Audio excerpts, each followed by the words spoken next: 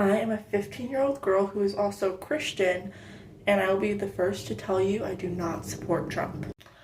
I go to church, I go to youth group, I read my Bible, I pray pretty often if I say so myself. I listen to worship music, and I really do have a relationship with God. In fact, I love God, and I got baptized a few months ago in a church that 100% supports Trump. However, I do not support Trump.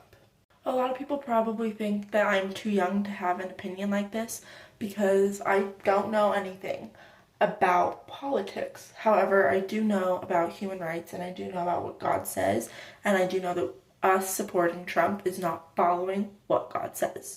Exodus 22:21 states, "You must not mistreat or oppress foreigners in any way. Remember, you yourselves were once foreigners in the land of Egypt." We all have a culture. We all have a heritage. Me, for example, I'm Puerto Rican, but I'm also Irish and German. Someone on the other end of the screen might be French. They might be from the UK. They might be from Australia. They might be African. I don't know. I can guarantee some of you guys on the other side of the screen are thinking, what does she know? She doesn't know what she's talking about. She's only 15. But what I do know is the Bible states that I should not be mistreating people of different nationalities, of different cultures, of different religions. Instead, I should welcome them with opening, loving arms, because that is what God would have done. I do know that the Bible also states to love everybody, no matter what. They could be your greatest enemy, throw you into fire, and you should still love and pray for them, because that is what God would have done.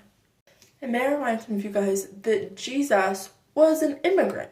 If Jesus were to come back right now, he's not from the United States. He's not. And so for us to sit here and preach, oh, we're all for God, oh, we're all for God, oh, we're all for the Bible, but then support Trump to every extent that we can is not right. In Galatians, it talks about the fruit of the Spirit, which is love, peace, kindness, joy, self-control. We already know about all of the fruit of the Spirit, hopefully. And in there, I would like to mention love, kindness, and self-control. And we are showing none of those when we are deporting people for, coming to our country for a better life. The Bible also states in Galatians 6:5 to follow your own conduct, or the conduct that God has for you, rather than focusing on other people, because it is not our job.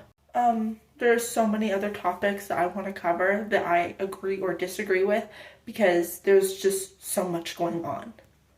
But that is all for now before I run out of time. Bye. I love you guys so much. Jesus loves you, and I hope you have a great day.